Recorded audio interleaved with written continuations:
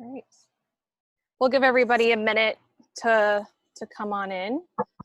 Right. So is anybody, while we're waiting for everybody to join, what are you guys sipping on? Are you sipping on anything before we start?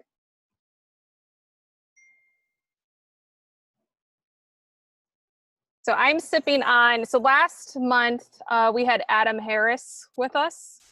And ooh, that's scallywag. yes. He did a fantastic job, and we were talking about Basil Hayden's.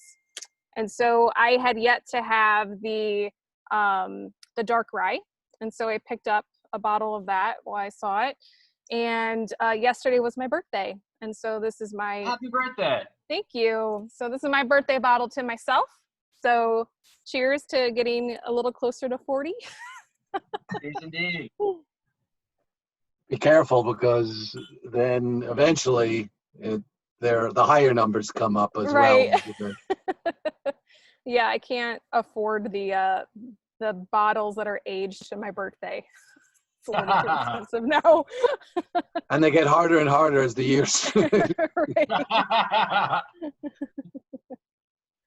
Oh my goodness. So as everybody is coming into the webinar, we welcome you.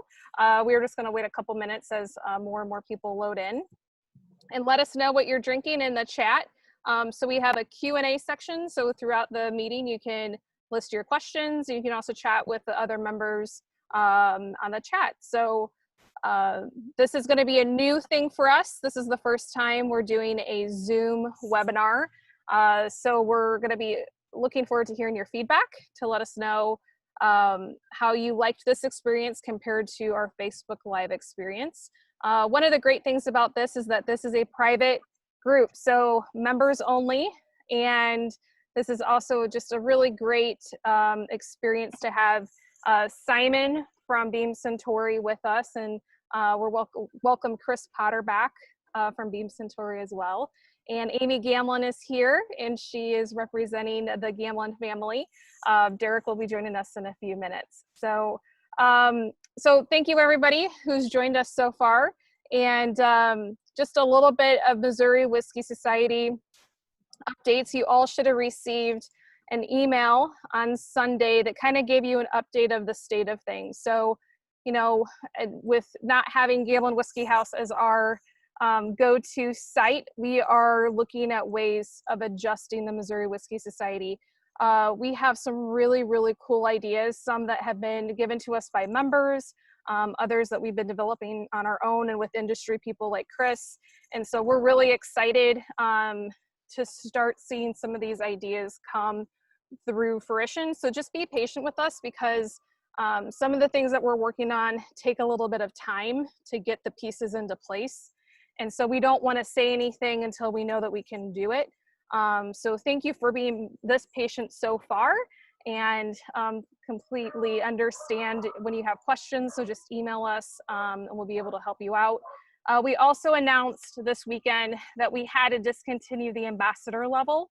The ambassador level was tied to Gamlin really closely with the liquor license and getting the product. And so since we didn't have access to that, and as we're revamping things, we will be able to look at a different way of giving a member add-on when we're working on that. So anyway, more details to come, basically, is what I'm trying to say on that. So today we are super excited. Like I said, we have Simon, which we have had a great time with Simon in the past with Missouri Whiskey Society. A few years ago, Simon joined us on one of our most epic trips. We, as Missouri Whiskey Society, drank our way across the state of Missouri, sponsored by Laphroaig. So here's the story. So Laphroaig was excited to do something with Missouri Whiskey Society. They rented a bus, they bought Chiefs tickets and kilts for everybody. And so Simon jumped on a bus with all of these crazy Missouri Whiskey Society people. We drove across the state to go to a Chiefs game, walked across the parking lot in our green kilts, and go figure, the day that we were there, they were playing the Jets, whom are green. And so everybody thought we were there cheering on the opposing team. We were in the Beam Suite, and we just had an epic experience. I think it was a lot more rowdy on the ride there than on the ride back, but it couldn't have been any better without Simon leading us through the tasting and through his toast and song. And so we are so excited to see your face again and welcome you back to the Missouri Whiskey Society virtually. And so before I pass it over, I know some of you guys were able to get the tasting kits, and so you will have in front of you the 4 items that Simon will be talking about. And if you don't have those, that's okay. Just drink what you have on hand, and we're just gonna have a great time. So without further ado, Simon, take it away. Thanks very much, Elizabeth. Is it possible to see everybody on screen? Can we see everybody? Is that from a gallery the webinar, view? it doesn't look like we can. It looks like the webinar, it's just us. Derek, what's up, buddy? Yeah. Hey, Okay. Derek. Oh, and Derek's in the house. Woo! Nice. You're on mute, Nice Derek. cap there, Derek. Excellent. And in case you other folks, there we go. Good I'm man. good. How's So everybody good doing? so good to see you. Great to And see so, you. and it's so good to join all of the Missouri Whiskey Society. It's been far too long, and but thank you for reaching out to me, and Dennis and Chris Potter. Thank you for getting me linked in. It is Gamlin House is certainly one of the nearest and dearest places to my heart in St. Louis, and I'm sorry to hear of the news. I hope to see better news in the future. You know, you've got our support when you're ready, and everything that you've done for us, for whiskey in general. You've played an important part for us in the Midwest. So thank you for everything that you've done and that you continue to do for us. So We feel the same way. Thank you. You've become a great friend, and whenever I see you at any whiskey event, you open arms, great hug, and great high, and I appreciate that always. And nothing wrong with drinking good whiskey as well. But I will say we will be back. Gamlin Whiskey House will be back stronger than ever. I just don't know when. We just have to go through some things here with COVID and all the restrictions. So it's unfortunate, but I think it's going to happen to a lot of other people as well. And, you know, hopefully we can all, as, you know, restaurateurs and local restaurant owners and workers and the things, you know, just gather together and be stronger than ever. So we appreciate the support. And, you know, in the meantime, we're going to keep Missouri Whiskey Society going, and we're going to grow it in a lot of ways that I'm sure Elizabeth already talked about, and things like that. We're just kind of just trying to be better and bigger and better than we've ever been. So look for us not only in St. Louis, but across the state, Kansas City, Columbia, Springfield, and anything we can do to help, you know, your product as well. As that's what we're here. That's what we want to start doing more of. So I love that you're at the distillery, by the way. Yeah. Well, and that's it. And I mean, and that kind of speaks to the resilience. I mean, you know, when we look at a distillery like Laphroaig, been around since 1815, kind of the ups and downs that our distilleries have been through the centuries. So we hope that this is just a hiccup. I mean, it's a challenge for all of us, but we are a resilient industry with a lot of heart and soul. In with all of these individuals, so we will rise again, definitely. Yeah, so, I'm glad to hear that, and you know, just hanging out with John Campbell, we'll get into stories about that later. But was fantastic, and to know that it's such a small operation, and it's an operation that just runs lean and mean, and its family operation is really awesome. So it fits perfect. So. Yep, and I was just talking with John today. We were working on some things, and he sends his regards and best to all of the good folks in Missouri as well. And so, thank you. Yeah. Cheers. Thank you. Cheers. I love the hat. I was going to put the kilt on, but I didn't have time. I ran in from the dentist, so thanks for being patient. That's all right. You could do it right now if you like. We're not watching. You don't know if I have. Video changing. All right, let's get started, shall we? Yeah, absolutely. Okay. And it's westering home with a song in the air, light in the eye, and it's goodbye to care. Laughter and love and a welcoming there. I love my heart, my own one. Where are the folks like the folks of the West? Donald and John Campbell at Laphroaig are the best. There I will hie me, and there I will rest at home with my own folk on Isla.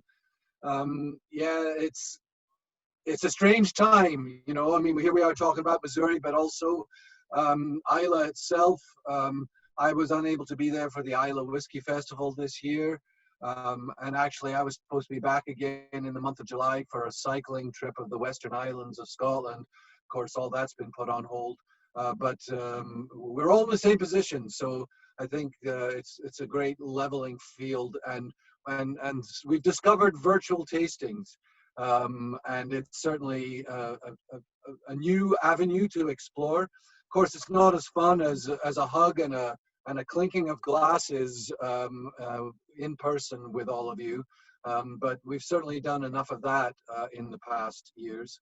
But again, the whiskey industry will survive, but we will continue to survive, and with the support of folks like all of you folks with the Missouri Whiskey Society, who show your appreciation, your love, and give us the ideas for what's to come next. And as Elizabeth was saying, an epic journeys. We've had quite a few in Missouri, whether it was at the Rams game or at in Kansas City. Chiefs game. Chiefs, yes. What we have to do is get everybody over to Missouri with the Missouri Whiskey Society to come to a football match in Glasgow. And we'll that would be awesome. The hospitality. That would be good fun. That would be wild. We would actually love to plan a trip over there, you know, if we could, just, you know, an offshoot of the Missouri Whiskey Society trip to Kentucky, just do one over there and see how many people would be interested in doing that. Yeah. Let us know in the chat if you guys are interested in doing that. Yeah. Please do. And as soon as we're open, because we actually, to speak on the pandemic situation for us on Isla, we have not yet opened the island to outsiders yet. At this point, they're looking at perhaps mid-July, but it's still, people are very trepidatious. Nobody wants to pull the plug on it and be the one accused of letting COVID onto the island. So pretty much we're waiting to see how the UK government proceeds, and we will proceed accordingly. With that said, our distilleries are up and running again. We had shut down for a while. It was the first time since we were shut down during World War II. And so again, for everybody's safety, because we work in teams and very closely in teams, and we have to figure out that new way of working in terms of production for us at the distillery. But we're here to talk about some whiskey and to taste some whiskey tonight. I've got some images I'm going to show you here. We're going to start off here. Can you see the opening screen there, the opening slides? Yes. I can, yes. Mm-hmm. Absolutely, great. So we thought tonight we would show you, we taste through a selection of the lowlands of Scotland as well as the island of Isla, with a little bit of Auchentoshan. And stop me if you have any questions as we go along. Please feel free. And everyone, there's a Q&A section, so if you can put your questions in that, and we can monitor them during the presentation. Yeah, or put it in the chat or whichever, and please feel free to ask away. How many folks have been to Scotland? That's a good first question. That's a good question. I have not, and I'm not happy about it. Well, James Sterling has. Excellent. Well, with a name like James Sterling, he better have been to Scotland. He belongs there. Chris Bailey's been. Someone's heading there on their honeymoon. Mike is heading there on his honeymoon. That's awesome. Oh, well, Mike, please let us know. Reach out if you'd like to come to our distilleries. We'd be more than happy to help you celebrate your nuptial bliss. That'd be awesome. Email me and I'll connect you with Chris to. Yes, absolutely. Set them up with me and we'll be all set. Yep. Because and a few others have been and they've loved it. So yeah, a good crowd. Yeah.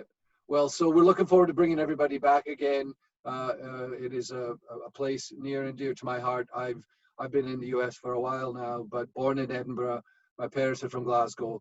and I spend most of my time on Islay these days when I'm back in Scotland.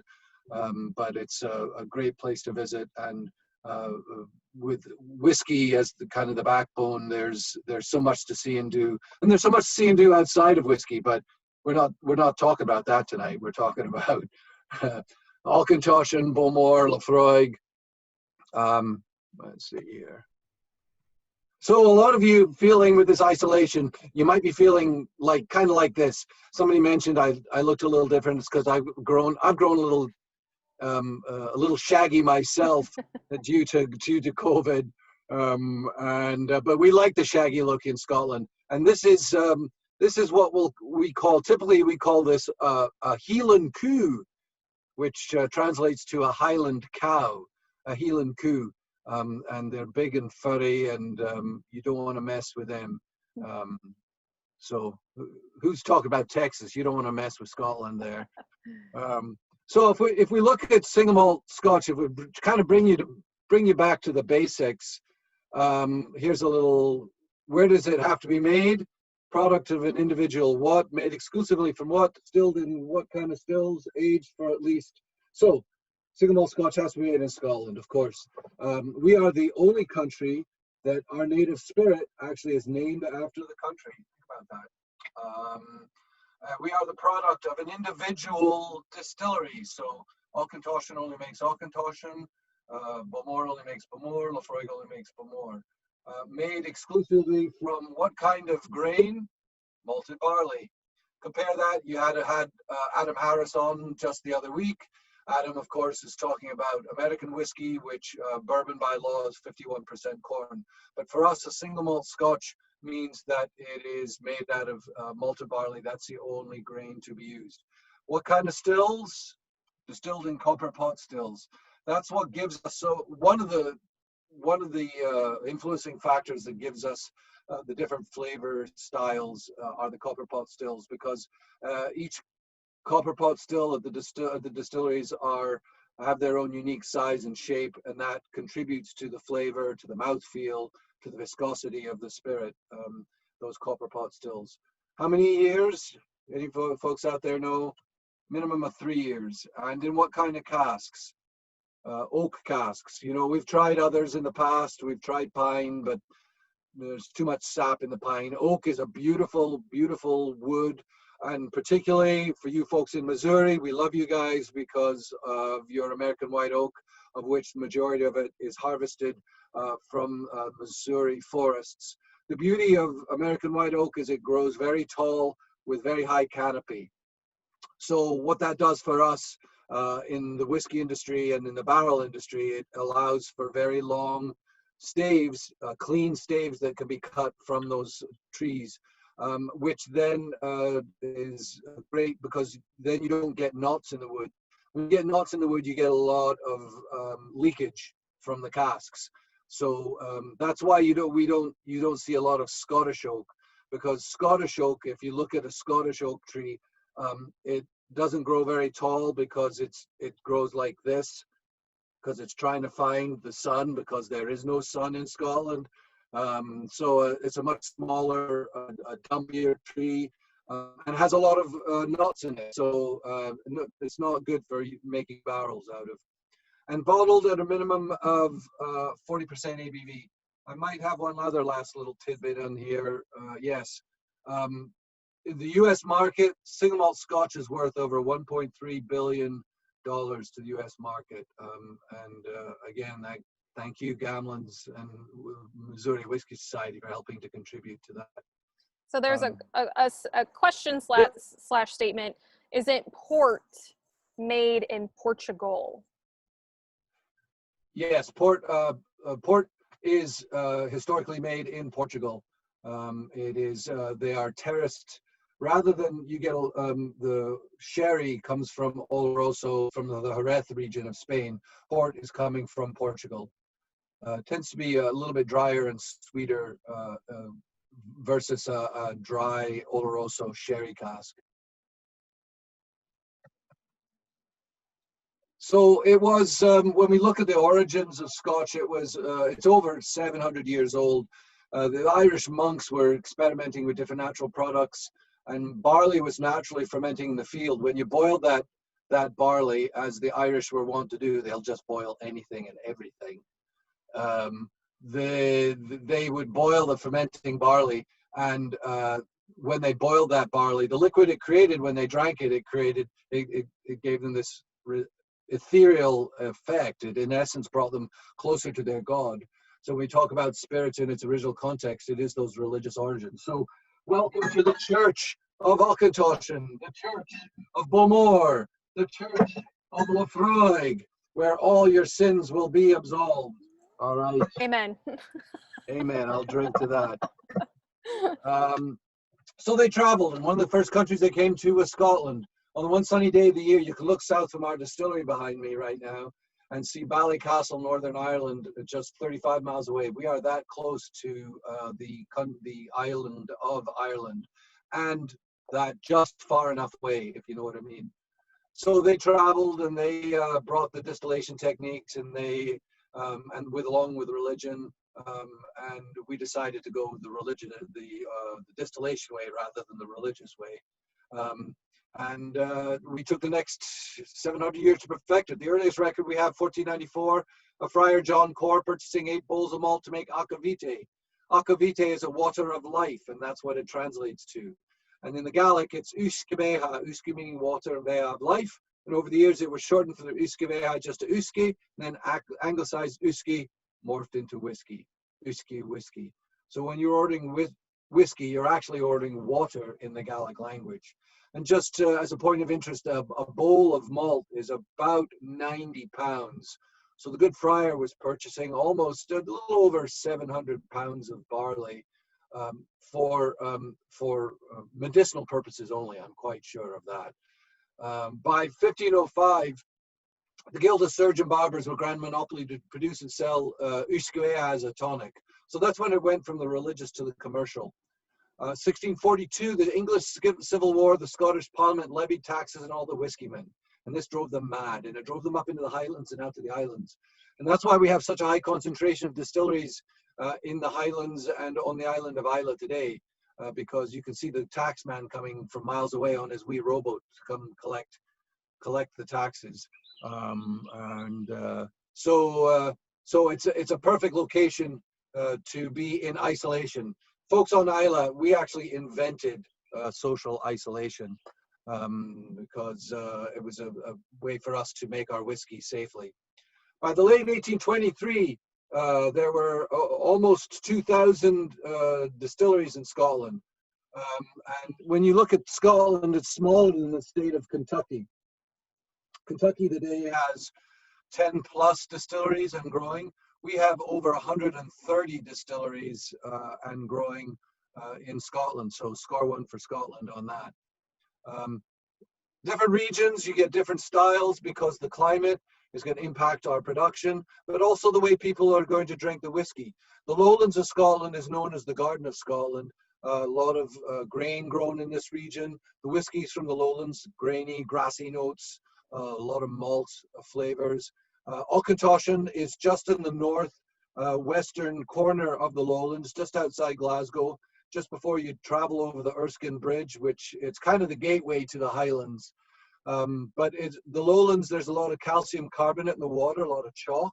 So as a result, the whiskies are very dry. They don't have a long finish to them. You don't need a long finish to them because it's a much milder climate compared to the west coast of Scotland. And you're talking only about 60 miles as the crow flies from Auchentoshan over to Islay. But there's a huge difference between this part of Scotland on the mainland and the coastal, and particularly the islands. These barrier islands serve as sentinels to the weather and marauding raiders through the centuries. One of the unique things for Auchentoshan is that it is a triple distilled single malt. The only distillery currently in Scotland that triple distills all of our spirit, which was used primarily in the 19th century for blending purposes because of its attachment. And I know a lot of folks think that Scotland is an island unto itself, but there is a country to the south of us which you can see at the bottom right-hand corner of the map, which will remain nameless. But because of the gin was so popular in the latter part of the 18th century and going into the early 19th century, a lot of the whiskey producers in the lowlands were producing spirit for then it to be shipped down to London and be used for gin rectification. But we also were borrowing from certain styles, and triple distillation is a more predominantly an Irish style of distillation if you look at the Irish whiskies. But there was a lot of sharing that was going on during the 19th century with the Industrial Revolution on the cusp, and industry was growing. There was a lot of exchange in commerce between England and Scotland and Ireland. And one of the things was certainly we borrowed from the Irish the triple distillation techniques, because it made a lighter style spirit that was more palatable for the general public. Another thing a lot of folks don't realize, you've heard of that Irish whiskey, Jameson. The John Jameson himself, little known fact, he actually was a Scotsman. Don't tell the Irish, that's our little secret. So that's the lowlands of Scotland. Just outside Glasgow, you're going to find Auchentoshan. Then you got the Highlands, and the land changes, the topography changes. What you've got in the lowlands is the glacial moraines. As the glaciers receded, they left all the sediment and all the soil in the lowlands of Scotland. And in the Highlands, it cut through the rock.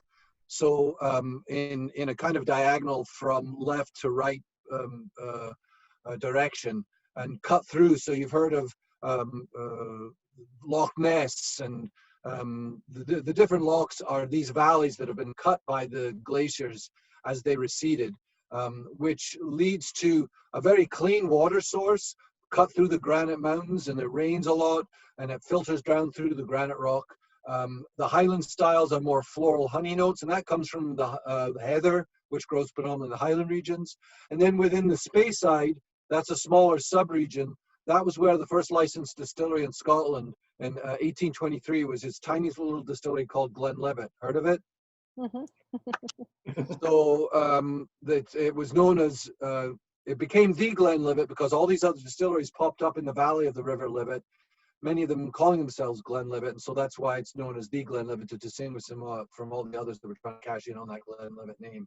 Speyside means it's beside the River Spey, one of the fastest, purest rivers. It filters down through that lovely granite rock. It is a north-flowing river, flows into the Murray Firth up in north of Speyside there, and that clean granite rock lends itself to a very clean water. As you know, water is a key component. The aquifers of Kentucky, there's no iron. We don't want iron for our stills in Scotland as well. So the granite rock gives a beautiful, clean taste, a lovely minerality to the whiskies that are more herbal in style in the Speyside. And then north of the map there, if we were to go beyond the tip, beyond Wick, Thurso up in the north, you go up to the Orkneys and you find Highland Park and Scapa. And off to the northwest, where it says Portree, that's the Isle of Skye. That's where you're going to find the likes of Talisker. But most of what we're tasting from today comes from the tiny wee island off the southwest coast, the island of Islay. 3,200 people, 9 distilleries. It's also called the Happy Island. We make a lot of whiskey on Islay. And, you know, I'd mentioned it being the seed of social isolation, but at one point it was more centrally located. When you think about travel through the highlands and up over the mountains, it's a much harder trip to go across the mountains than it is to travel by waterways and by the seas. So Islay was actually perfectly located, centrally located, to be able to travel up, to be able to make whiskey and travel up and down the coasts and up and into the rivers. So it was a very, very convenient location to be able to produce spirit and then sell it. So, and at one point the Vikings came down from the north and inhabited Islay. So there's a Norse influence on the island of Islay as well. Any questions so far? How are we doing? We have two. Yes. They're really good questions, by the way. When and why did Scotch start aging in Kentucky bourbon barrels? What was used before bourbon barrels existed? That's a great question. Yeah. It really, the biggest sea change for us in Scotland was post-prohibition, U.S. prohibition, because one of the laws for post-prohibition in the U.S. was that you could only use the bourbon barrel once. And that was perfect for us in Scotland because we don't want to use a brand new barrel. There's too many tannins in the wood. So we said, send them over to us, we can reuse them. Prior to that, predominantly at this point, we were using Spanish Oloroso sherry casks because the latter part of the 19th century, sherry casks were coming in because it's a fairly direct route from Spain up across the Key of Biscay, straight up north, and you could either take an eastern direction and go along the southern tip of England and then head up along to Eastern Europe, or you go straight up between on the Irish Sea, between Ireland and Scotland, and head straight up the Firth of Clyde there, and you see the North Channel. So it was a pretty direct route for us to be able to bring sherry casks up into Glasgow, and Glasgow was a key shipping port for many centuries because of its proximity, again, to the open sea, but yet it was still protected. So 19th century, honestly, we were using whatever we could get our hands on. The casks would be emptied, and it could be a port pipe. We were talking about port earlier, or also sherry casks, and similar to what was being used in the Americas as well. It could have had nails in it. It could have had seafood in it, whatever, you know. The beauty of a cask, a barrel, is it can be moved easily by one man or one woman because it's got because of its balance point. You can roll it, and you'd roll them up the gangplanks into the ships, or even float them out into the bay. We would do that on Islay at Laphroaig or Bowmore. They would float them in and out. But it really wasn't until the early 1900s that the whiskey industry started realizing the positive attributes that the whiskey in the different types of casks were being, the effects were being noticed. And actually, one of our sister distilleries, a great quote by the Masterson family at Glengarry, which you can see on the map here, is just below the Ardmore distillery. It is the easternmost distillery in Scotland currently. But Glengarry, there is a quote saying that up until this point, we were using whatever we could use, and just now the fact that sherry casks are actually adding flavor while also drawing out some of the impurities, some of the off flavors. It was purely by chance. It was not by any thought out ideas at this point, and it purely came by chance. And well, we'll get to Laphroaig when I'll talk about the Laphroaig and bourbon barrels when we get to Laphroaig there. Cool. All right. Great. And then another question: how recent are the categorizations of Scotch? So the Highland, Lowland, Speyside, etc. How long have they been distinguishing the characteristics been tied to the regions? The characteristics for each region. Yeah. So, I'll to give you a little bit of background. I've been doing this for almost 24 years now.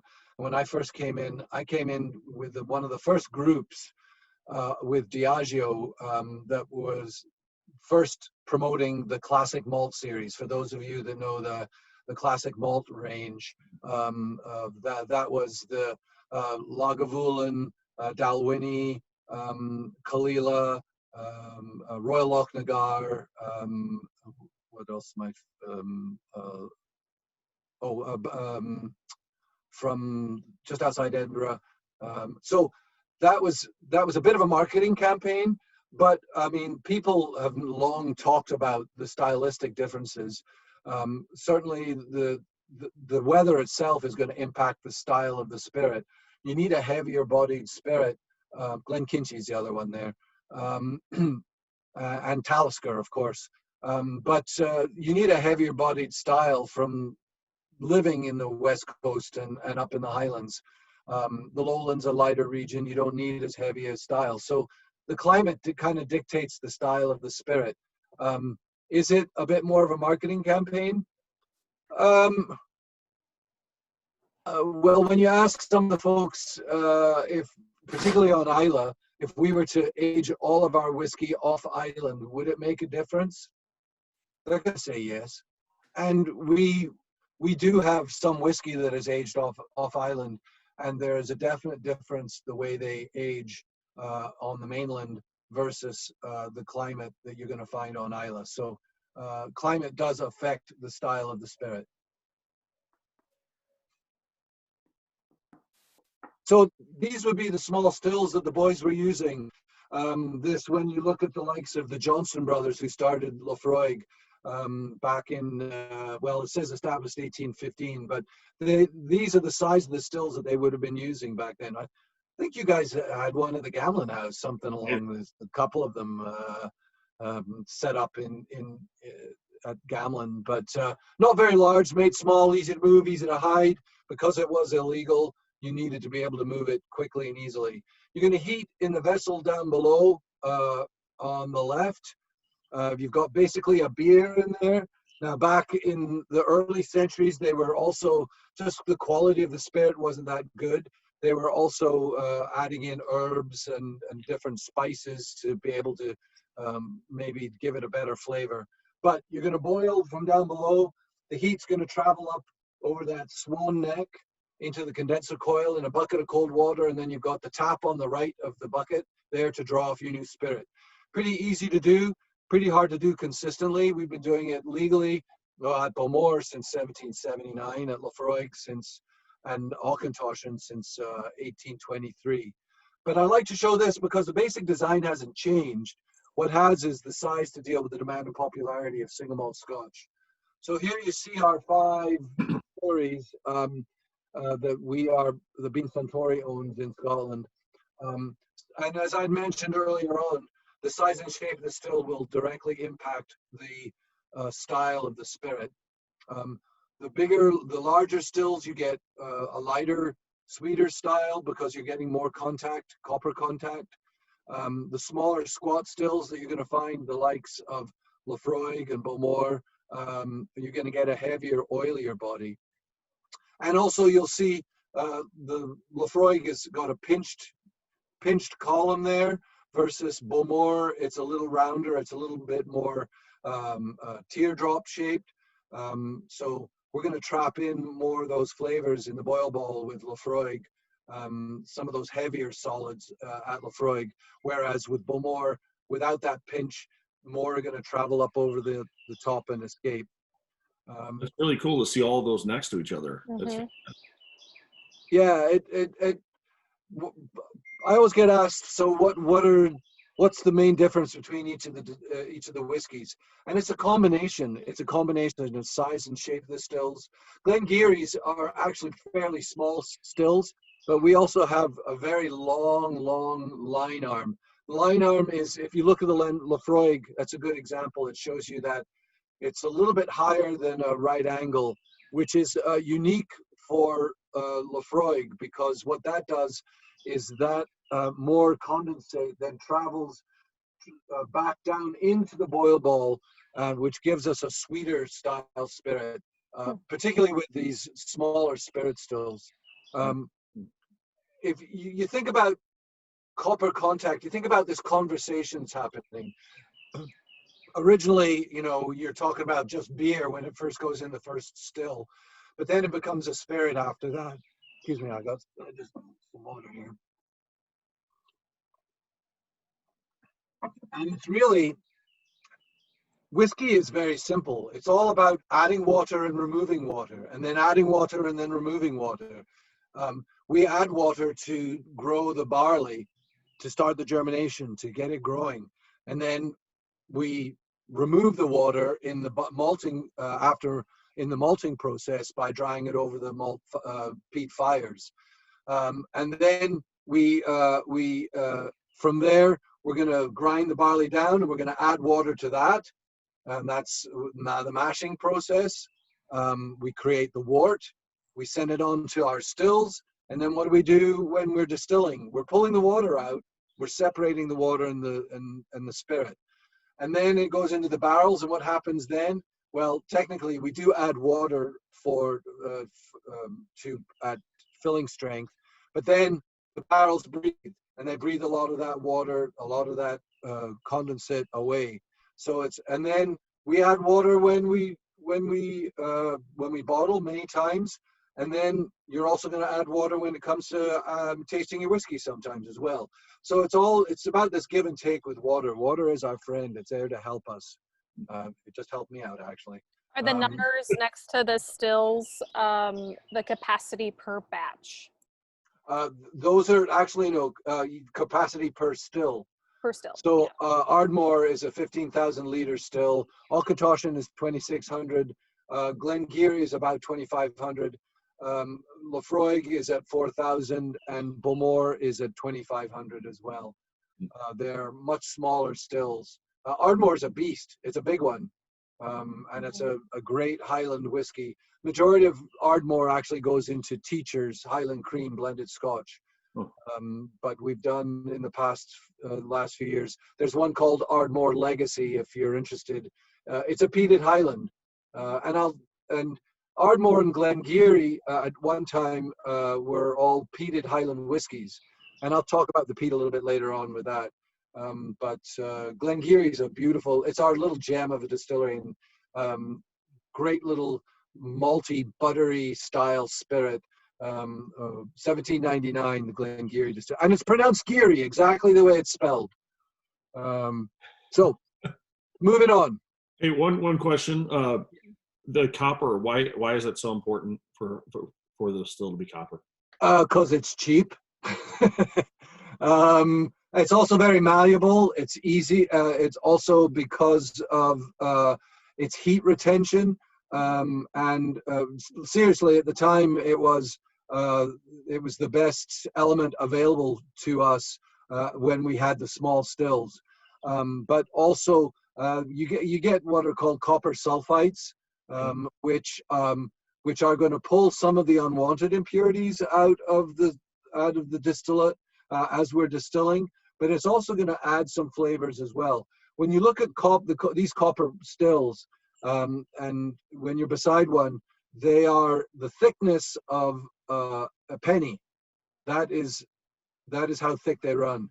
Now, as they run, think about these as just glorified tea kettles, right? Okay. And with a rolling boil, there are certain sections of the stills that will wear sooner than the others.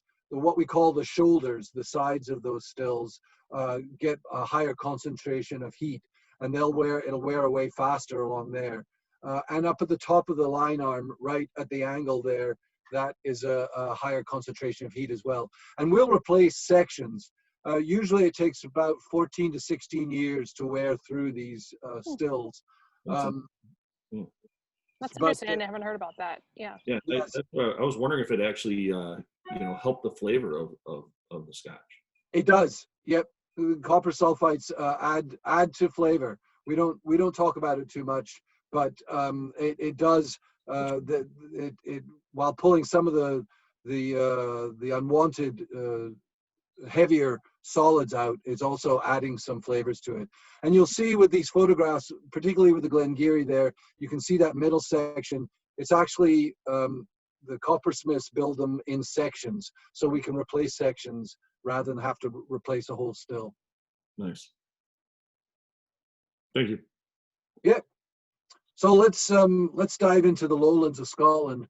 Auchentoshan. Auchentoshan means the corner of the field. And when you look at a lot of these whiskies, the names of the whiskey will tell you where the boys were hiding their stills. Auchentoshan was the corner of the field. Bowmore means the big bend, the big rock. Laphroaig means the hollow by the bay. There was no GPS, there was no ways back then, so you needed to know, and so the name gave you an idea of where the stills were to be found. Auchentoshan, as I'd mentioned, just outside Glasgow, it capitalizes on the fact that its location is part of the Clyde River Valley.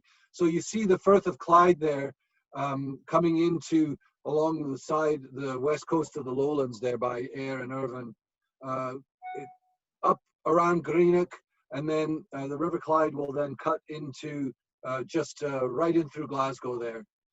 So that was perfect for commerce. It is a very rich industrial region. It used to be, Auchentoshan was in the corner of the field, but now it's in the corner of an industrial park. But this was also a very prominent shipbuilding part of Scotland, the Clyde River Valley, so much so that during World War II, during the Blitz, the Germans actually did bombing runs up the River Clyde, and the Auchentoshan distillery was hit one night. One of the buildings was leveled down to the first floor, which still today, it still only has the first floor. It doesn't have a second, or it doesn't have a peaked roof to it. And as well as one of the warehouses got hit. So the Germans must have thought that they'd done something right with the kind of explosion that came from that one warehouse. We were able to protect the other ones as well. But Auchentoshan, it is that triple distillation that we were talking about. When you look at the three stills from right to left, the wash still is the first still of the distillation run. It is where we're going to take the beer, put it into the still, and distill it up to about 25% ABV. You'll notice there's a window halfway up the still. That's what we call our sight glass. What that is think about it. If we're going to put a beer into this kettle and we're going to heat it up, what's the first thing it's going to do? It's going to froth, it's going to foam. So our stillmen, what they'll do is they'll watch to see the foam coming up to that sight glass, and when it reaches that sight glass, they'll know it's time to turn the temperature back down again for a lower boil. Now, there's some distilleries you'll visit where there's no sight glass there. What you'll see would be a tennis ball hanging from a rope from the rafters. And what the stillman will do is similar to a bell ringer. They'll hold on to the bottom of the rope, and they'll bang the tennis ball against the side of the still, and they'll know where the liquid is in relation to the sound as they bang it against the side there. So Scottish ingenuity there for you. So now normally in most distilleries you'll see pairs of stills, a wash still and a spirit still, but what's unique for us at Auchentoshan is our triple distillation. We have what we call our intermediate still, which is the one in the middle.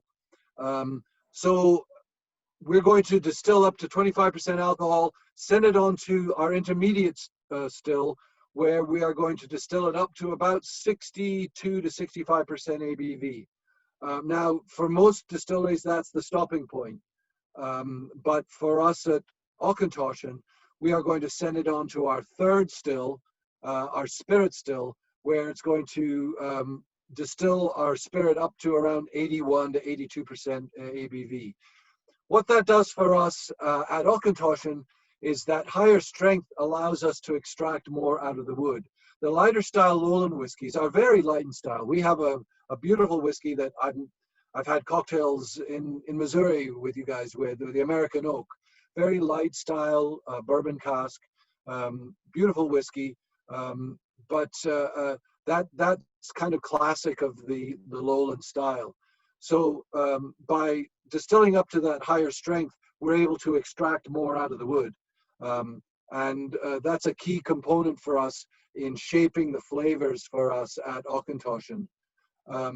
these are the types of casks that would have historically been used. The question come up earlier.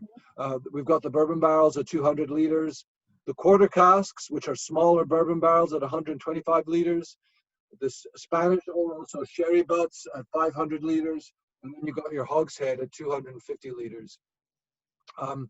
90% of the barrels today are used American bourbon barrels, and that goes back to post-prohibition. But the sherry butts, and just to give you an idea of cost, an American bourbon barrel for us to purchase used will cost us about $130 to $170 used.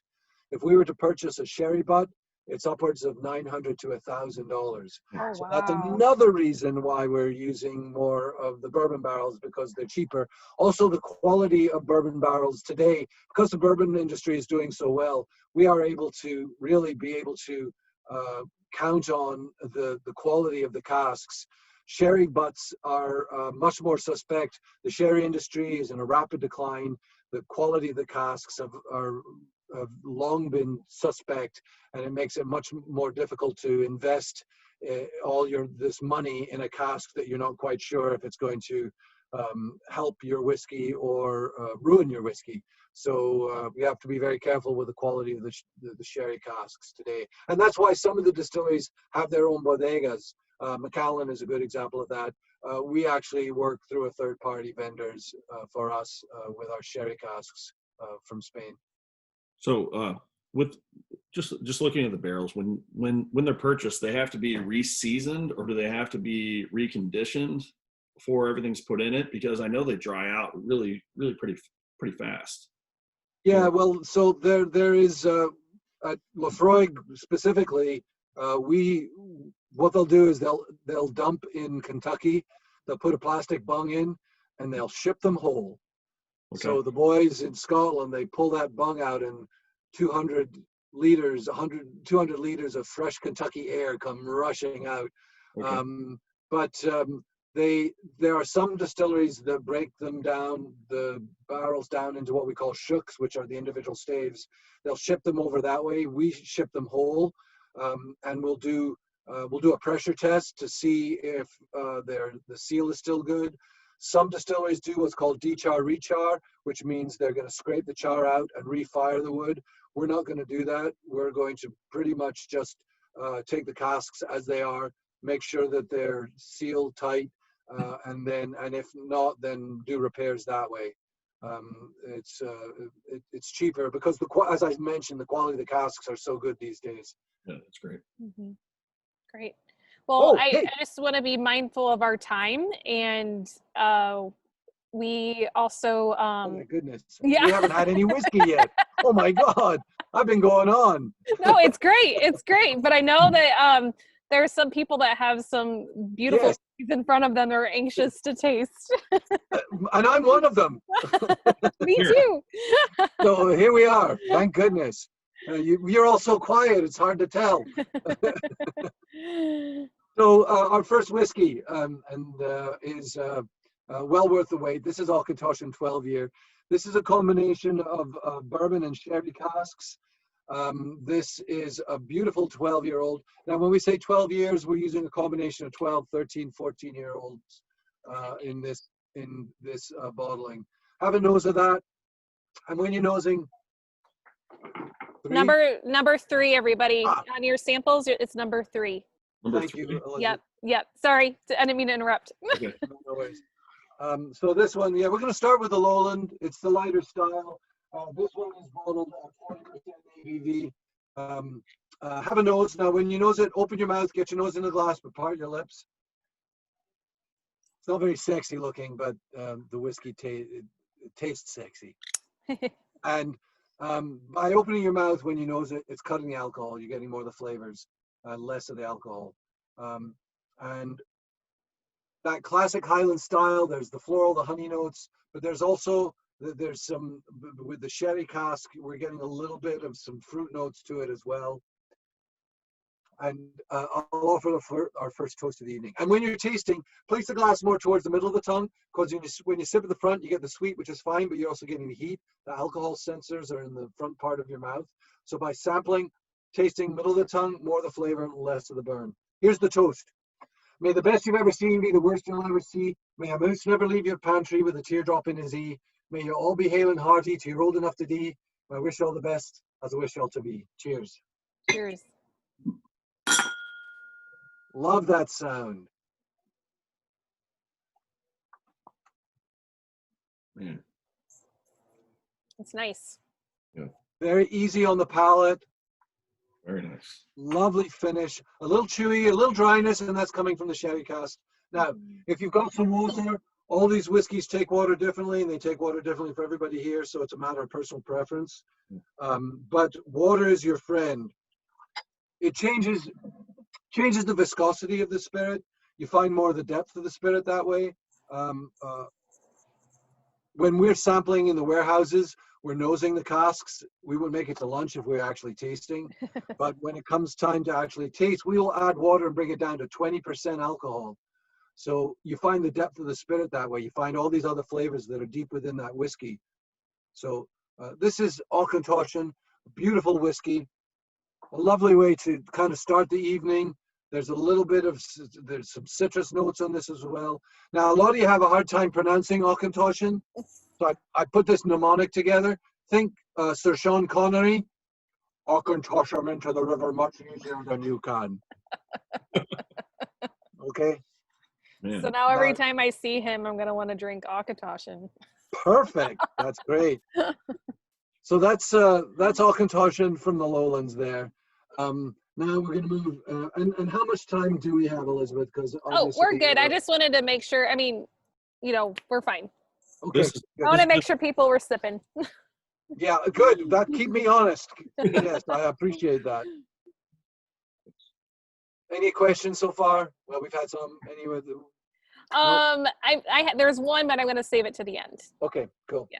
This that tasting that and seeing that you said one of the tasting notes, tangerine, and really thinking about that, that's an amazing thing coming out of that Scotch, in my opinion. It's so different. Yeah, Derek, it's like some of the tasting flavors that you get from whiskey, they're so complex. And as we move over to Islay, we talk about some of the floral notes that you get from Laphroaig, and people are like, what the floral? No, but there are flavors. Yes, you can. And it's they may be subtle, but that's sometimes by adding water, it's going to pull some of those flavors up to the top. Yeah, and something like that makes me want to, and maybe this is wrong, but I want to drink this as a highball. Oh, highball's fantastic. Yes, this is great. As we're moving into the highball season, it's a perfect highball drinking occasion. And with a wedge of lemon, or maybe even a tangerine. Orange twist. Yeah, that's my go-to. Yeah. Yeah. Right. Someone had a quick question about Auchentoshan. I have an Auchentoshan Springwood I found overseas that my local rep never heard of. Any other vintages that have been released from the distillery? Yeah, Springwood is one that was available in travel retail, duty free. There's another one called Noble Oak. The Springwood was using uncharred, unused, a virgin oak bottling. Very lively cask. If you're traveling, I always recommend checking out the travel retail duty-free stores, because quite often we are doing unique bottlings that are only available in the travel retail sector.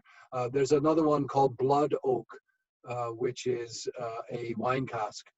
Because of our relationship with Suntory back in the mid-90s, when Suntory purchased Auchentoshan and Bowmore and Glengarry, they also purchased the Chateau Lagrange Bordeaux winery.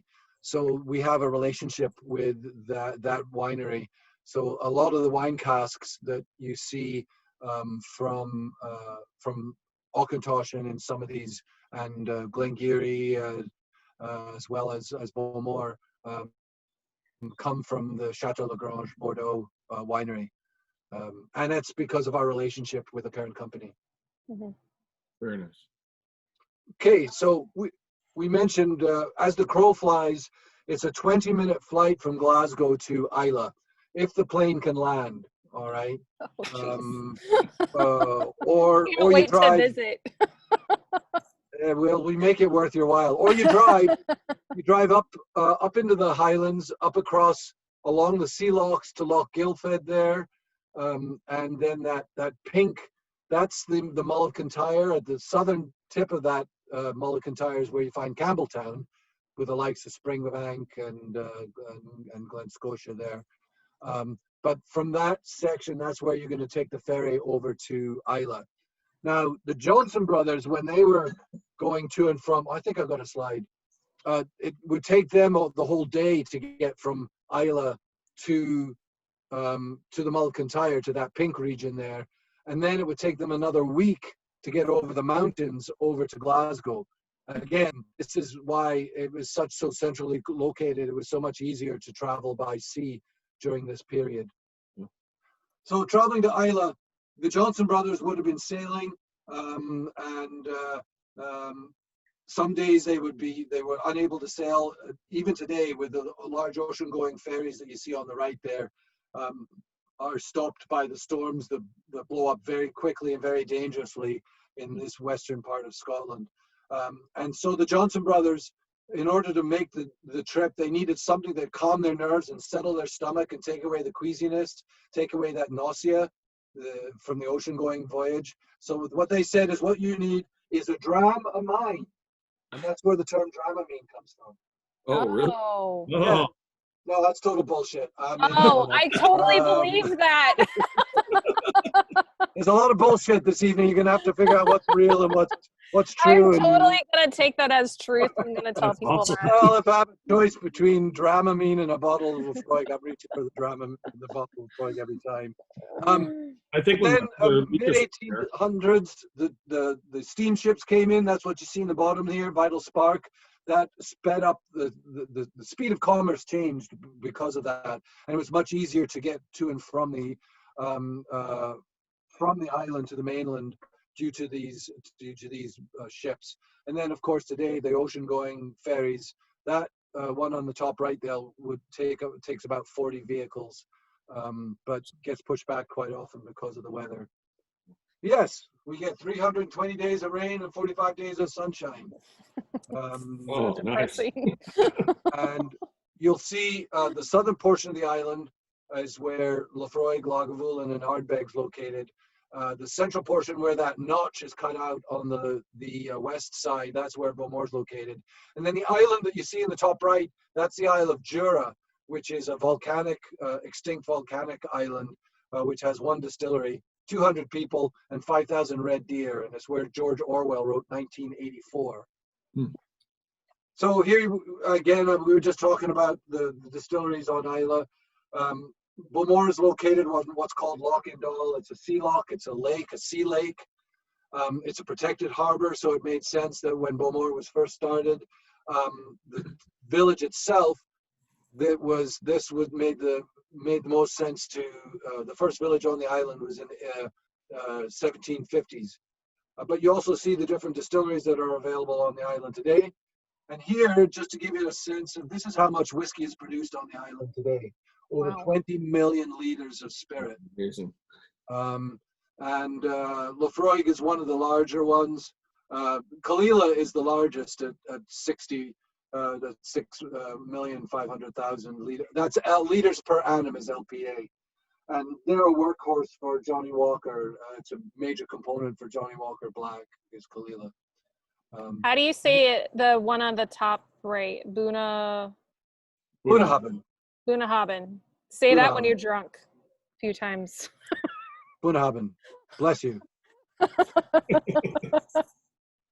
And yeah, so and actually this is an outdated map, because between Bunnahabhain and Kalila there is a new distillery called Ardnahoe, which just went into production this year for the first time. So that is the new 9th distillery on the island. Nice. Okay, Bowmore Laphroaig. There are, all the single malt distilleries are using the same thing: barley, water, yeast, wee touch of magic. but size and shape of the stills are going to influence the spirit. Distillation times, maturation times, fermentation times. But we do share a lot between Bowmore and Laphroaig. We both use peat in the malting process. Our distillation, our stills are smaller, smaller styles distillation stills. The maturation, we're aging the warehouses right by the sea, and of course the people. Everybody's related on Isla. It's with only 3,200 people. Everybody knows everybody. For us at Bowmore, it's about the time. It's about the history of Bowmore.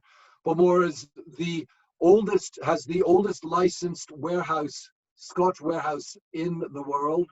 The oldest licensed Scotch warehouse, obviously then on Isla, and that is the #1 vaults, the building to the far right there, the gray one right on the shoreline there. It is actually below sea level, and that's going to impact the way the whiskeys age in maturation. The history plays such an important part. You know, I talked about the making of the establishment of Bowmore, the village. One of the first things they built when they were building the village was a church. And there's a plaque when you come into the church where it states, "For the study of piety and the culture of truth and honor." Well, legend has it that they trapped the devil in the church there.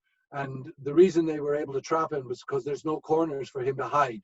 So they chased him out of the church. He ran down the street, jumped into a barrel at Bowmore for the study of irreverence through spiritual enlightenment. That was established in 1779. So this location for Bowmore is such a key part of the way the whiskey, the style of the whiskey is made. As you saw on the map, Bowmore is in the central part of the island. It kind of divides the northern part of Isla from the southern part of Isla. And so we like to talk about it being more balanced in terms of an Isla whiskey. And here you see the sherry casks that were being used at the time in the latter part of the 19th century, early part of the 20th century. We like to think of Bowmore as a balanced Isla whiskey. So if you'd like to grab your Bowmore, which number is that, Elizabeth? 4. 4. Number 4. Now, I put both of these photos up because there is, we just stopped using the Bowmore darkest packaging. The Bowmore 15 on the right side is the new packaging. It's the exact same liquid, but, oh, you have the new packaging. Excellent. Yeah. But you may see bottles of darkest out there, which is the packaging of a bygone era. It is still the exact same liquid. It is 12 years in bourbon, and then we marry all that, and then it goes into Oloroso sherry for an additional 3 years. To me, this is a beautiful, classic Bowmore. There's a real sweet spot on this one here.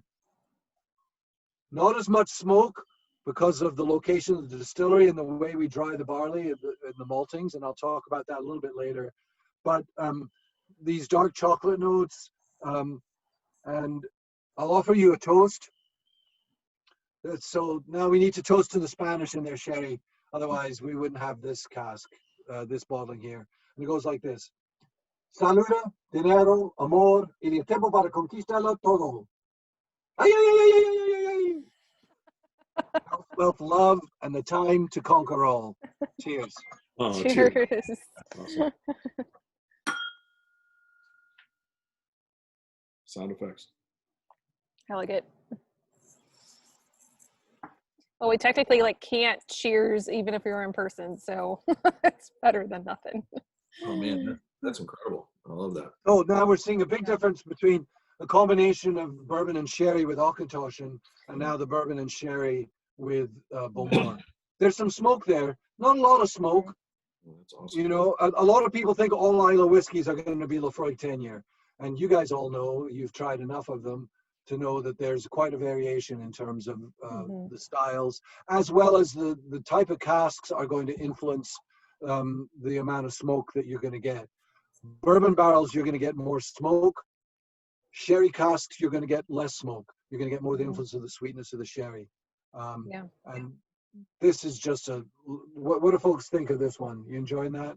Great. I really love the color of it, to be honest. Like, for a lot of bourbon drinkers out there, you look at this color and you're going to kind of be reminded of bourbon. And when you taste it, it's a little bit easier to the palate. So yeah, and bottled at 43%. So, but definitely the sweetness of the sherry comes through. yeah. And they talk about the dark chocolate. This with some dark chocolate, fantastic pairing. Yeah. It's a great. Or if you want a little bit drizzled over some vanilla ice cream. Yeah, Oh, it's very fantastic. creamy. Yeah. Yeah, I'm going to try a lot of oils from more of that creaminess. In this case, is coming from more of the sherry casks. We're going to see a little bit later the influence of the bourbon barrels with the Laphroaig quarter casks. Nice. So that's one more. You know what? I think it's time for a song, ladies and gentlemen. We're all going to have to sing along here. All right. So you know the melody. All right. So all right. Now we're going to Zoom choir. You ready? I'll lead it. Oh, And man. everybody join in. So bad. You ready? Yeah, you guys, come on. I might have to mute my microphone. I mute myself. Oh, no fear, no fear. Dive in, the water's fine. Here All we right. go. Bowmore's Bowmore's a a whiskey, whiskey, sweet and strong. strong. Doo-dah, doo-dah. Pour me a glass and it won't last long. Oh, the doo-dah day. The distillery by the sea is a spirit best for me. I'll put my money on the best in town. All praise to the Praise smoky. bee. Woo! That was fantastic. I'm a terrible singer. By the way, we are recording this. I know. We're going to have to look at this again. Oh, It's being documented. so bad. Thank you for that. Oh, yeah. Zoom doesn't work very well for sing-alongs, but that's all right. A little delay in a weird way. It makes my Yeah. voice sound strange. So just so you know. Yeah, Oh, That's it's all the right. Zoom. It's Zoom's fault for that. it's the Zoom effect. Zoom effect. All right, it's time to go to the other side of the island, the hollow by the bay. There's Laphroaig there from above. There's the hollow by the bay. That's what Laphroaig means. Where it says Laphroaig is our #1 warehouse there. By the sea, similar to Bowmore. All the distilleries are located on the sea because that was the mode of travel. So it made sense that you're going to put your plant, your distillery, right on the water, so you can get easy access on and off the island. I'm amazed how close that is to the water. I mean, it's right on the water. Oh yeah, there are times when the ocean has broken through those walls there, when the storms have really buffeted the island. Behind where it says Laphroaig, you see the 3 dark-topped roofs. Those are warehouses as well. Those are that's 7, 8, 9. If you look up to the far left of this photo there, you'll see 4 more warehouses. Those are what we call the remote warehouses or the road warehouses. There are microclimates at these distilleries. The warehouses down by the sea are much cooler, damper compared to the ones over by the road. So if we want more wood influence, we're going to put our spirit in the warehouses up by the road. If we want more distillery character, for example, with that cooler, damper climate of the #1 vaults, if we want to slow things down a little bit, if we've got a cask that's been sitting a long time, 25, 30 years, and we want to slow down the maturation, we're going to put it in the warehouses over here by the sea, where it's time kind of slows down quite a bit by there. So just a crazy question, but which house do you sleep at when you're there? I stay in Port Ellen, and actually, yeah, when you look just to the left of the L of Laphroaig, that's John Campbell's office there. Okay. And then at the end of that building, you see a kind of a U-shaped building. That's the old farm from 1908. Cool. And just above that is John Campbell's house. That's where wow. John lives. Yeah, that's awesome. And the other homes on the left side of the photo, that's the village of Laphroaig. That was back when it was all self-sufficient and everybody would live on site. That doesn't happen today. But Really that's what awesome. those. That's great. So we are, along with Bowmore, we are 2 of the 6 distilleries that still grow our own barley. 20% of our barley comes from our floor maltings. We soak the barley, 7 tons of it for 2 days, lay it out on the floor, let it grow for 6 days, and then we need to dry it. And our fuel source is peat. Peat. What do you call a 2,000-year-old Scot? Peat. What? What is he talking about? What is peat? Well, peat is grass, plants, moss, vegetation. If we were to leave this in the ground another 500,000 years, become coal. So peat is young coal. And Pete's on the left, Ian's on the right. He's one of our peat cutters. And he's showing you the section that we use at Laphroaig for drying our barley. The cool. section above his hand is still green growing vegetation. So that gets cut, but then it gets put back on the ground after we cut out the sections below that. So it continues to grow and regenerate. And then if you go below his lower hand, that's a hotter fire. So folks will use that lower section below his the low hand to heat their homes and cook with. We're going to use that section that he's showing us there to dry the barley. So we'll dig March through June, we'll hand cut it, lay it out in the field to dry, to cure, and then by the fall it's dry enough to be able to use to heat homes, cook with, but most importantly for us for drying the barley. So that barley's been growing for the 6 days. We shovel it into a chute that takes it up into our kilns, which is a 2-story building with a pagoda chimney top. And here you actually, a rare photo of John Campbell actually working. Yeah. The man works all the time. But what I wanted to show you is the 2 different styles of drying barley between Bowmore and Laphroaig. Bowmore gets the fires going hot, like you see on the top left. So it's kind of like a beach bonfire that night. Laphroaig on the bottom right gets the fires going hot, and then they let the fires die down and they pack peat onto it again, and it smolders. It's what we call cold smoke peat. Think barbecue, think low and slow. So that's going to be absorbed into the barley, which is sitting in the floor above these kilns, very differently. So it's more like you wake up the next morning sprawled out on the beach, it's raining, there's wisps of smoke coming from your campfire. That's that beach bonfire next day kind of effect. And that stays with it. Even after we grind the barley down, mash it, ferment it, distill it, age it for a minimum of 3 years.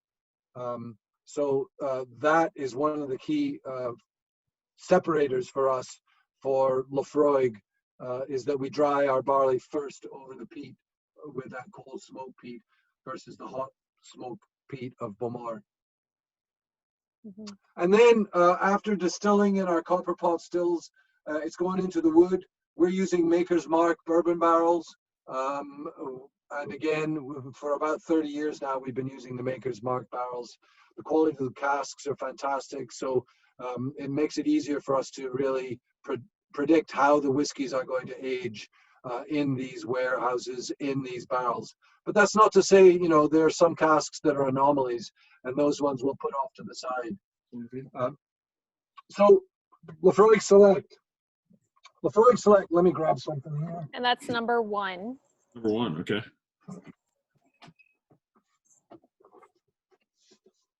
So Laphroaig Select uses a combination.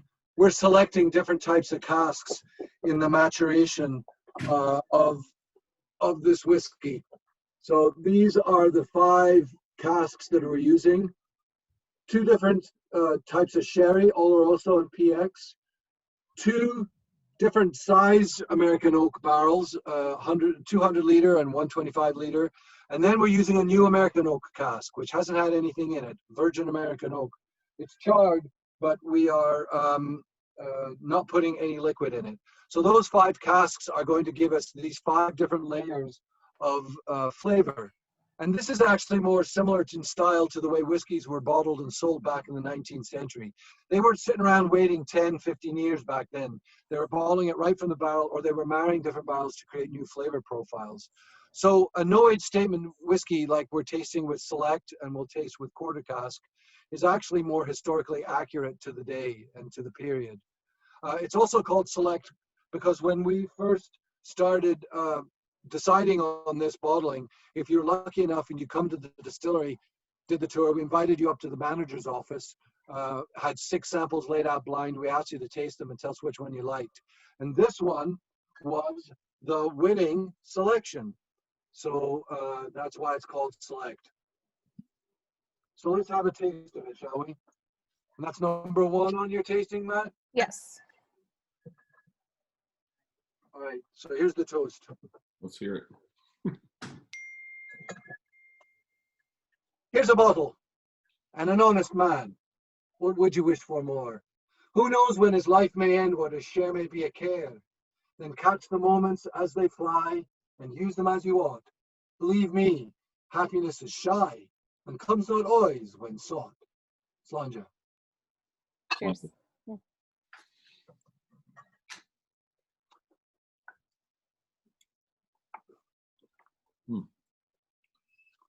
Soft, sweet, So great.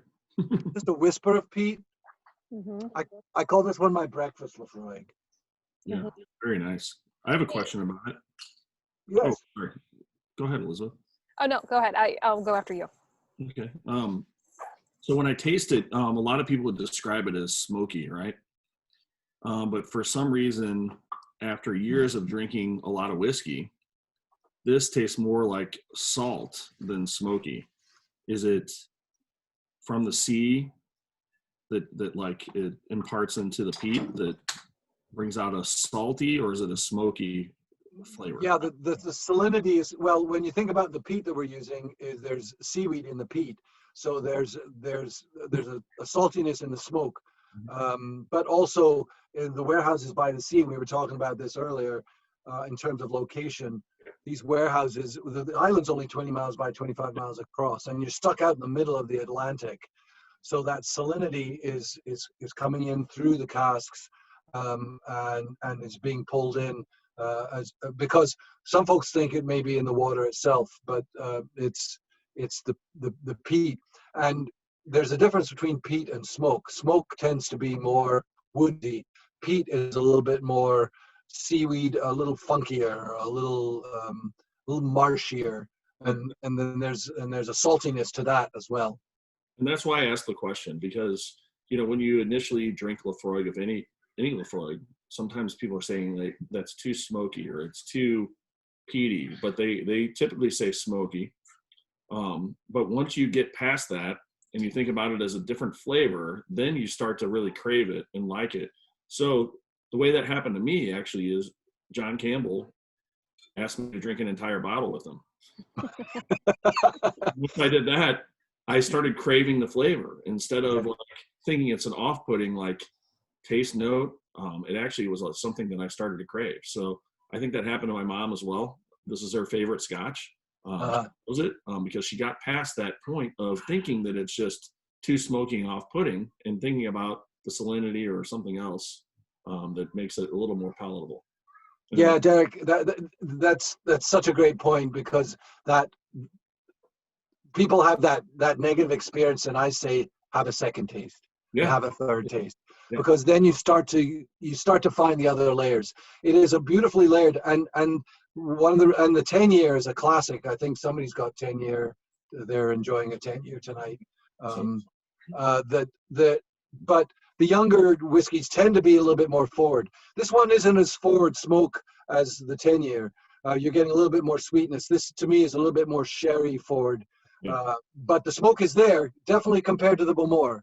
Yeah. And I just wanted to mention that, because I just think that's, you need to have a few drinks of it before you really judge it.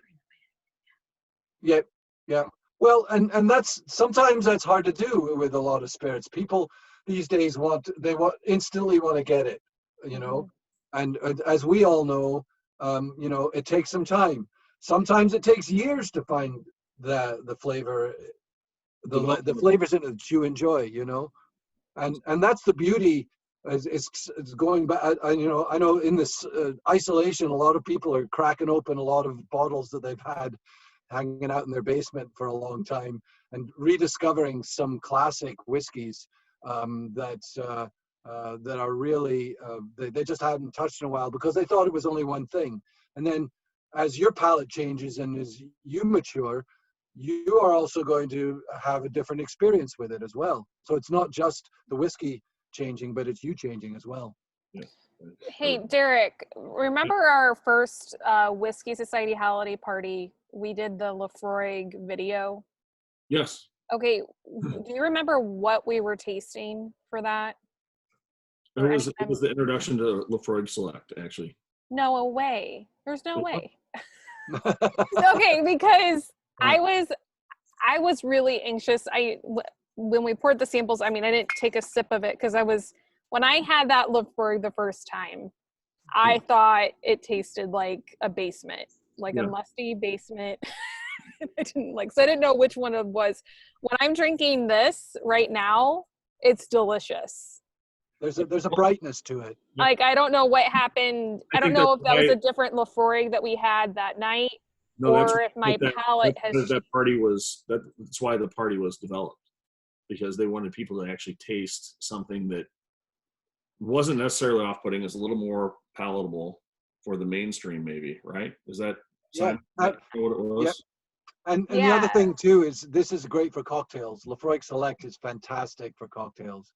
The Laphroaig Select highball is delicious. Yeah. Really. Oh, really? I'm going to try one. Before right now, I would never have ordered Laphroaig because of that first experience. Now I will totally drink Laphroaig. You didn't drink an entire bottle.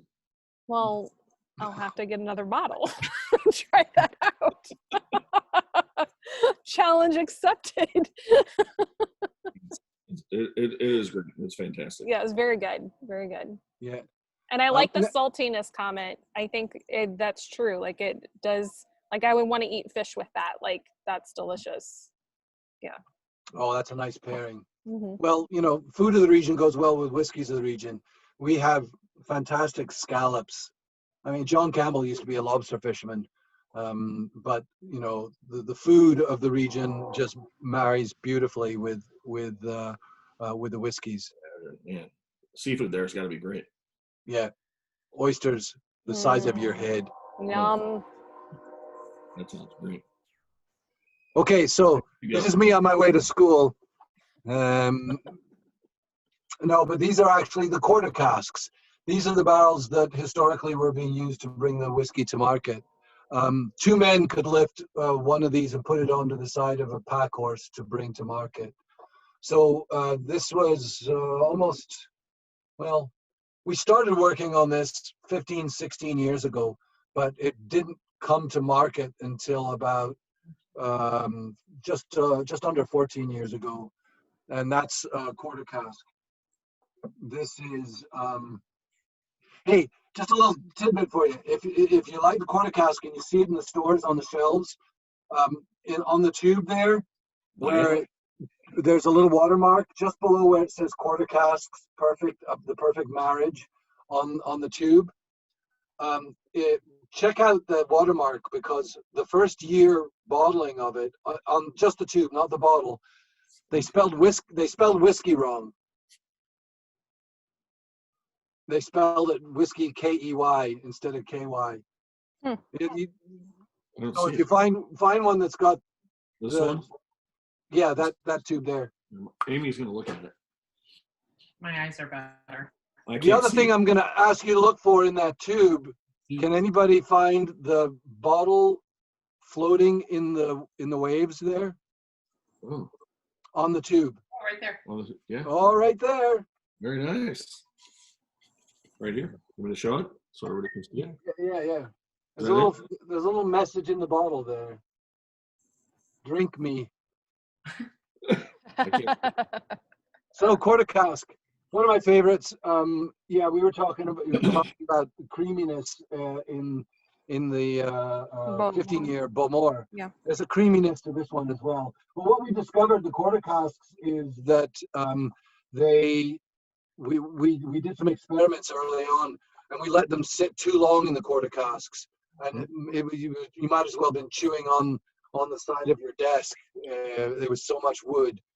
So we backed off on their time in the quarter cask. So it's 5 to 11 in the 200-liter bourbon, and then about 8 months in the quarter casks. And I just love the dynamics of this whiskey. It's Whereas the 10 kind of rolls right up through the back, this one dances around, and that's why I like to call it the Wild Child. We need to have a toast. We ready? Let's Ready. hear it. Here's to the Wild Child. Here's to fighting, cheating, stealing, and drinking. If you fight, may you fight alongside my brother. If you cheat, may you cheat death. If you steal, may you steal another's heart. And if you drink, may you drink with me. Cheers. Cheers.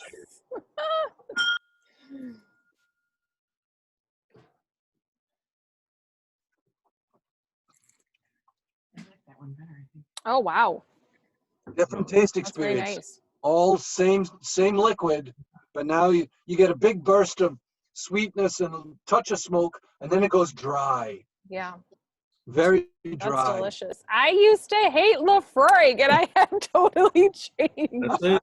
It's amazing. Phenomenal. Welcome to the new world, Elizabeth. So, one of my favorite Jim Beam products is actually Jim Beam quarter cask, and I think it's very rare and hard to find. But I enjoy it. Why would I enjoy both of these quarter casks next to each other? Why is that?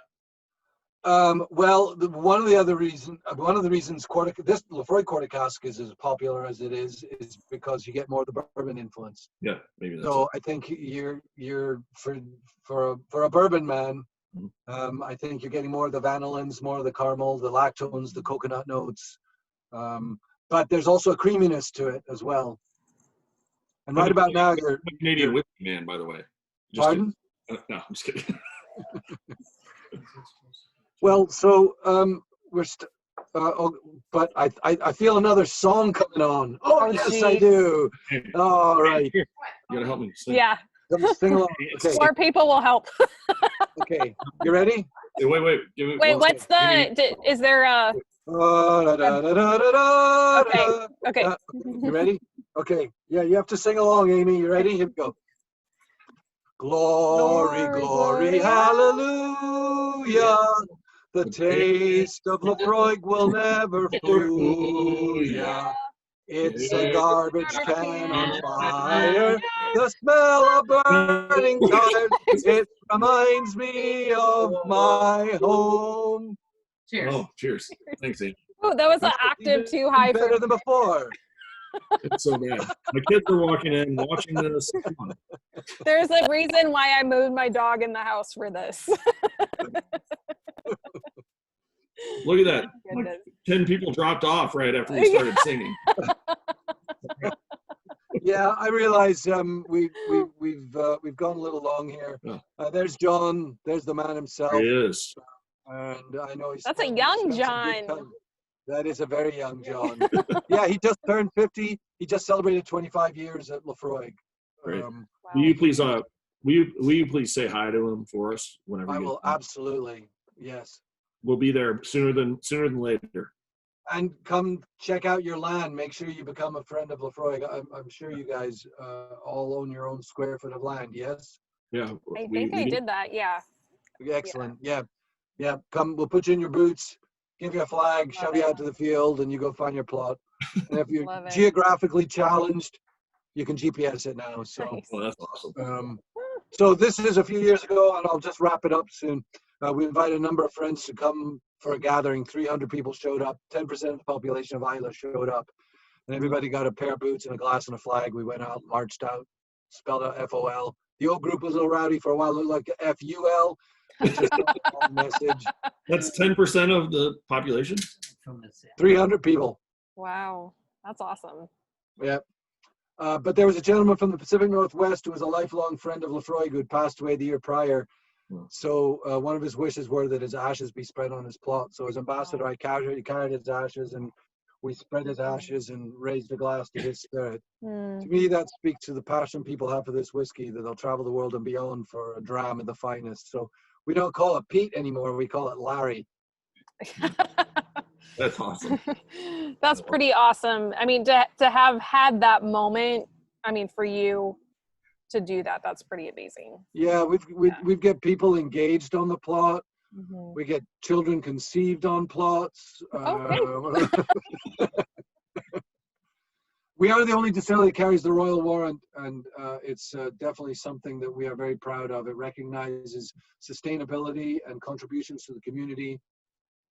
and sound ecological practices. So it's something that we are very proud of carrying. Oh, okay, we got one more. Oh, We're going to no. finish. One more song. Oh, no. Okay. Yeah. I need another drink. Okay. You can't do it without Amy. Come on. All right. Long one. Here we go. Hard one. I'll start you off. I'll give you the basic. Okay.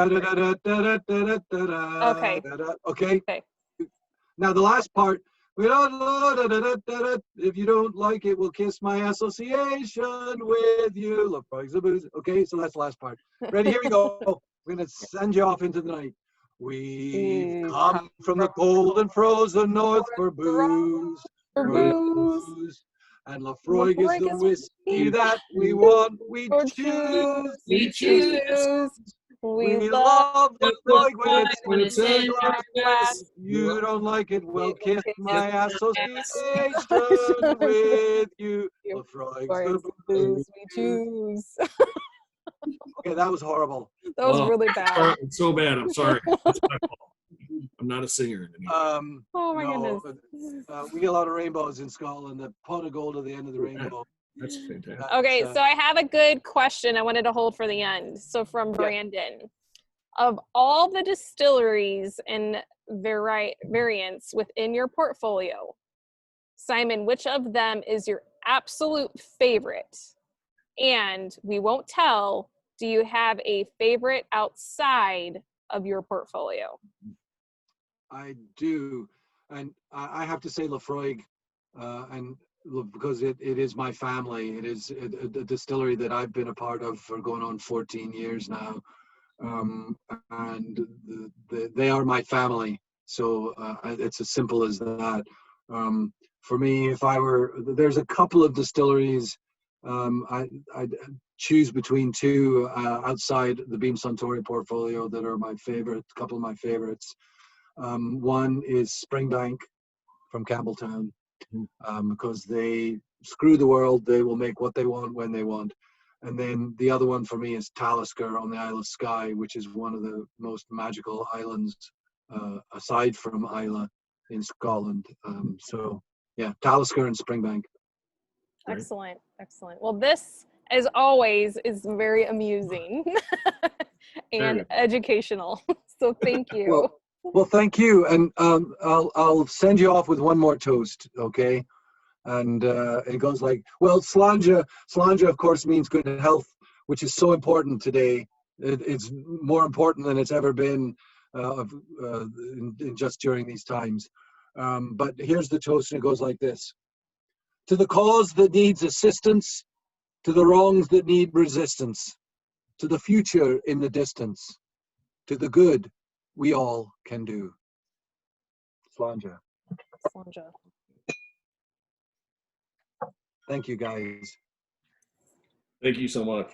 Yeah, I miss Missouri. We miss you. Oh my gosh. Sure. We've had so much fun together. Yep. Well, we will do it again. Absolutely. So stay in touch. Elizabeth, you and Derek, and give my best to your family, please. For sure.